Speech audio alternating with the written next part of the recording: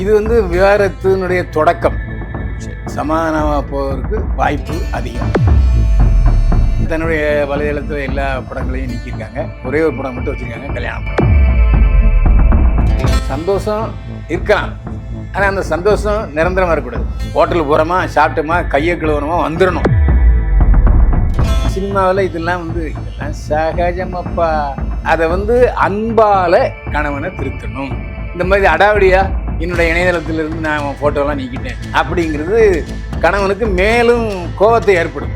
ஏற்கனவே நான் பிரச்சனை இருக்கேன், 6 மாதத்துக்கு தெரியும்னு அவரும் இண்டிகேஷன் கொடுத்துட்டாரு. அந்த 3 குழந்தைகளுடைய எதிர்காலம் இது செல்வராகவன் யோசிக்கிறத விட கீதாஞ்சலி யோசிக்கும்.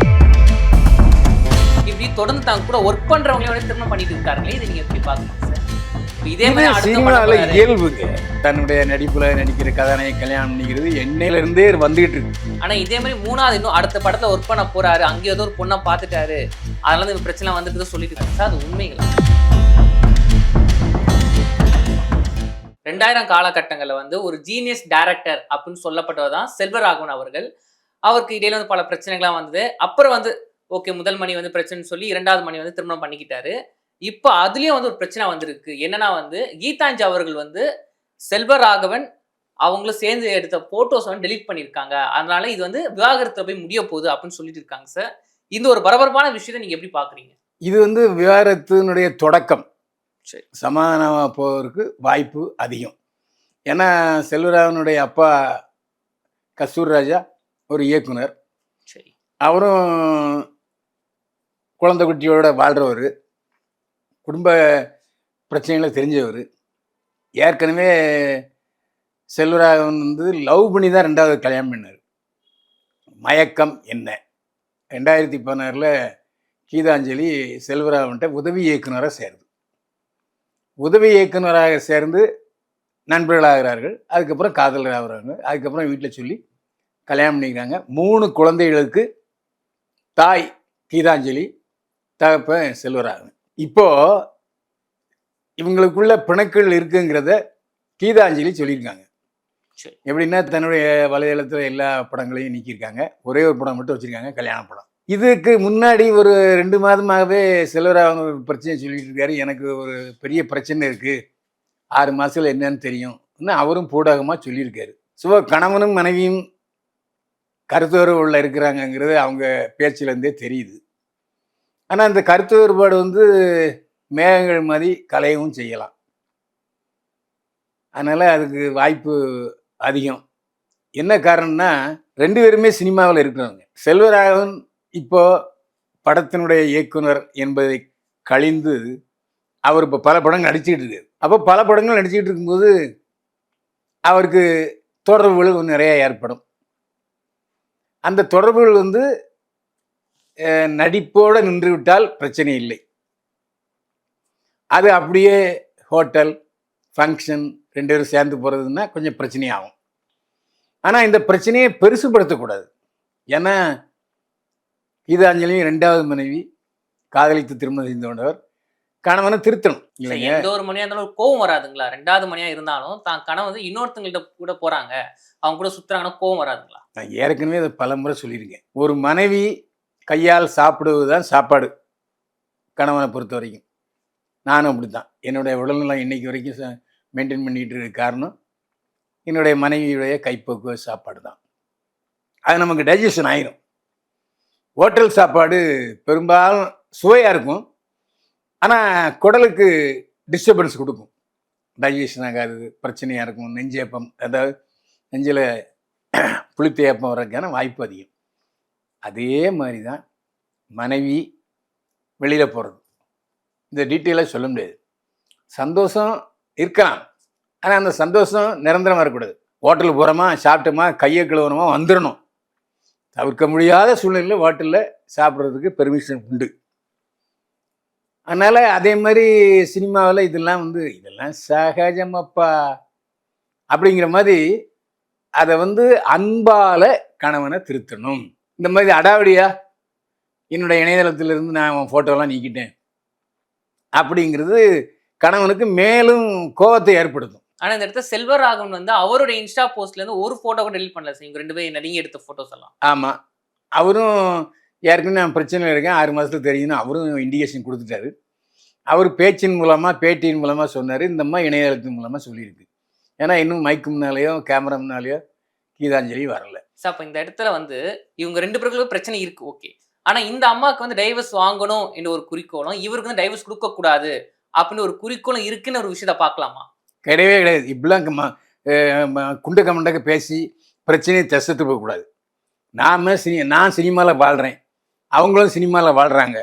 ஏதோ இடையில தப்பு நடந்துன்னு சொன்னால் அதை ரெக்கவர் பண்ணுறதுக்கு தான் நம்ம முயற்சி பண்ணணும். உடனே தடாலடியாக விவாகரத்து 2 பேரும் பிரிஞ்சுக்க போகிறாங்க அப்படின்னு சொல்லவே கூடாது. கருத்து வேறுபாடு இருக்குது. இது விவாகரத்தில் போய் முடியலாம், அவ்வளோதான். முடியும்னு நம்ம உறுதியாக சொல்ல முடியாது. ஏன்னா திருந்தவருக்கு வாய்ப்பு அதிகம். காதல் 3 குழந்தைகள் வேற இருக்காங்க நீங்க சொல்ற. ஆமாம், 3 குழந்தைகள் இருக்காங்க. அவருக்கு இனிஷியல் வந்து செல்வராகவன் தான். அந்த 3 குழந்தைகளுடைய எதிர்காலம் இது செல்வராகவன் யோசிக்கிறத விட கீதாஞ்சலி யோசிக்கணும். அதனால் யோசிப்பாங்க.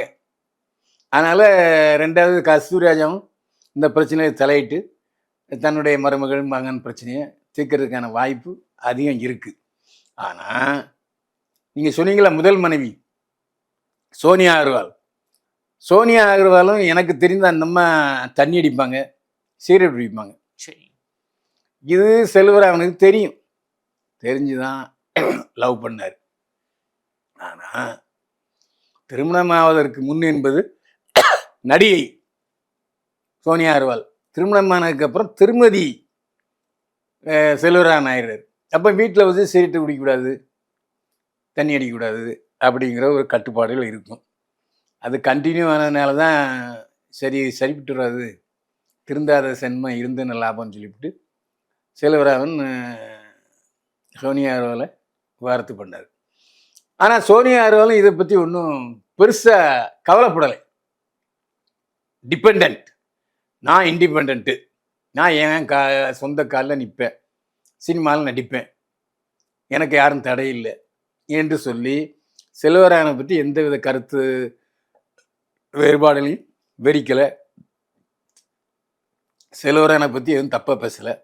அதேமாரி செல்வராகவனும் சோனியா அகர்வாலை பற்றி வேற ஒன்றும் தப்பாக எதுவும் பேசலை. ஆனால் சார் அவங்களுக்குள்ள வருத்தம் இருந்திருக்குமா, நம்ம தெரியுமா அவசரப்பட்டு டைவர்ஸ் பண்ணிட்டோம் அப்படின்னா இவங்க இன்னும் திருமணம் பண்ணிக்காம இருக்காங்க, யாரும் சோனியா அகர்வால் அவங்க. ஆனால் இவர் வந்து உடனே 2வது திருமணம் பண்ணிக்கிட்டாரு. சோனியா அகர்வாலுக்கு அவங்க அப்பா அம்மா எப்படின்னு நமக்கு தெரியாது. ஆனால் இவருக்கு செல்வராகவனுக்கு அப்பா கஸ்தூரிராஜா இருக்காரு, அம்மா இருக்காங்க. அப்போ தன்னுடைய மகனுக்கு கல்யாணம் ஆகணும், பேரம்பேத்தி பார்க்கணும், அவங்களும் ஆசை இருக்கும்ல. ஸோ அவங்க கீதாஞ்சலி 2வது லவ் பண்ண உடனே சரி ஓகேன்னு சொல்லி கல்யாணம் பண்ணி வச்சாங்க. குழந்தை பிறந்துருச்சு. அதில் தப்புன்னு சொல்ல முடியாது. Okay sir. இப்போ இந்த கீதாஞ்சலி அவர்கள் இஷ்யூன்னு பார்த்தீங்கன்னா, நடிகர் தனுஷ் அவர்கள் இட்லி கடை ஒரு மூவி நடிச்சாருங்க சார். அந்த இட்லி கடை மூவி வந்து ரிலீஸ் ஆயிடுச்சு. அந்த ரிலீஸுக்கு அப்புறம் வந்து குடும்பத்தோட கோயிலுக்கு போயிருக்காங்க. ஆனா அங்க கூட கீதாஞ்சலி அவர்கள் வந்து வரவே இல்லை அப்படின்னு சொல்லியிருக்காங்க. அப்ப இந்த பிரச்சனை அப்பத்துல ஆரம்பிச்சிச்சு அப்படின்னு பார்க்கலாங்களா? அதான் ஒரு 6 மாதம் பின்னாடி பெரிய பிரச்சனை வரப்போகுதுன்னு அவரே இண்டிகேஷன் கொடுத்துட்டாரு. இப்போ இன்னும் சொல்ல போனால் தனுஷோட முதல் மனைவி ரஜினிகாந்த் மகா அவங்களும் அவங்க இழுப்புக்கு போகலை. அவங்க குடும்ப நிகழ்ச்சிகள் பல நிகழ்ச்சிகளில் தனுஷோட மனைவி கலந்துக்கல. அது ஒரு பெரிய விஷயம் இல்லை. அது நம்ம குடும்பங்களில் அதை யோசிப்பாங்க, மருமகள் இல்லையா 4 பேர் கேட்பாங்க, துன்புறுத்துவாங்க. அது சினிமா பெரிய ஃபேமிலியில் அதெல்லாம் பெரிய விஷயமே பேசப்படாது. சரி, ஏதோ அதுக்கான சூழ்நிலை குடும்ப கோயிலுக்கு வராத சூழ்நிலை கீதாஞ்சலிக்கு ஏற்பட்டிருக்கலாம் அப்படின்னு நினச்சிக்க வேண்டியதுதான். இப்போ இவர் வந்து முதல் திருமணம் பண்ணிக்கிட்டார் சோனியா அகர்வால். அவங்க எப்படி பழக்கமானாங்கன்னா, இவரோட ஏக்கத்தை அந்த படத்துல வந்து இவங்க ஒர்க் பண்ணியிருந்தாங்க. 2வது மனைவி அவங்கள வந்து 2வது அடுத்தடுத்த படத்துல வந்து அசிஸ்டண்டா ஒர்க் பண்ணாங்க. இப்படி தொடர்ந்து தாங்க கூட ஒர்க் பண்றவங்களோட திருமணம் பண்ணிட்டு இருக்காருங்களே, இதை நீங்க எப்படி பாக்குறீங்க சார்? இதே மாதிரி சினிமாவில் இயல்புங்க.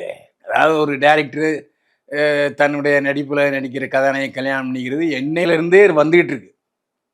அது வந்து இப்போ பாக்யராஜ் சார் எடுத்துக்கிட்டீங்கன்னா அவர் இப்போ பூர்ணிமாவை தன்னுடைய இயக்கத்தில் நடிக்கும்போது தான் காதலிச்சார், கல்யாணம் பண்ணிட்டாரு. பார்த்திபன் தன்னுடைய இயக்கத்தில் சீதாவை நடிக்க வச்சார், சீதாவை கல்யாணம் பண்ணிக்கிட்டாரு. அதேமாதிரி நளினி அவர் டைரக்டராக இருக்கும்போது நளினி அந்த படத்தில் நடித்தாங்க, லவ் பண்ணாங்க, கல்யாணம் பண்ணிட்டாங்க. இது சினிமாவில் நடிக்கும்போது அது புதுசான விஷயம் இல்லை, பழைய விஷயம் தான் அது. ஆனா இதே மாதிரி 3வது இன்னும் அடுத்த படத்துல ஒர்க் பண்ண போறாரு, அங்கே ஏதோ ஒரு பொண்ணை பார்த்துட்டாரு, அதனால இந்த பிரச்சனை வந்துட்டு சொல்லிட்டு இருக்காங்க சார். அது உண்மைகளா?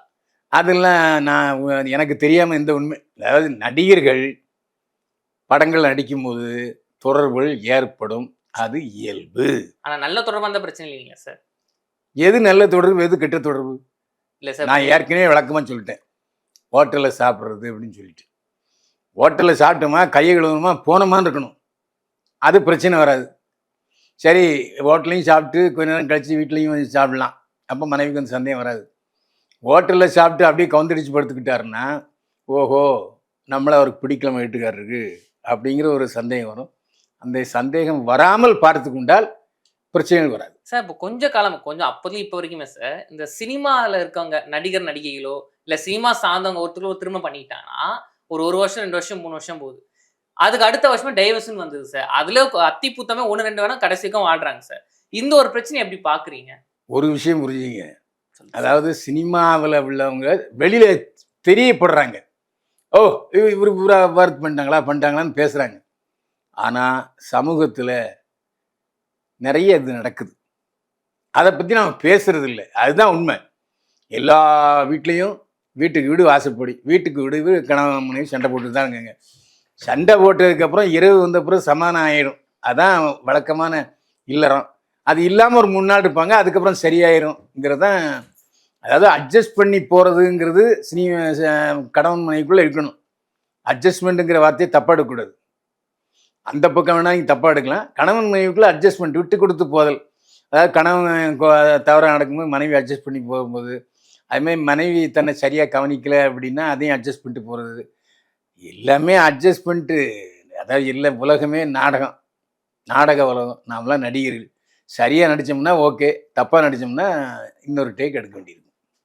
என்னோட லாஸ்ட் கொஸ்டின் சார், இப்போ இந்த இஷ்யூவில் நடிகர் தனுஷோ இல்லை அவங்க அப்பா கஸ்தூரிராஜ் அவர்களோ எதனா கருத்து தெரிவிச்சிருக்காங்களா சார்?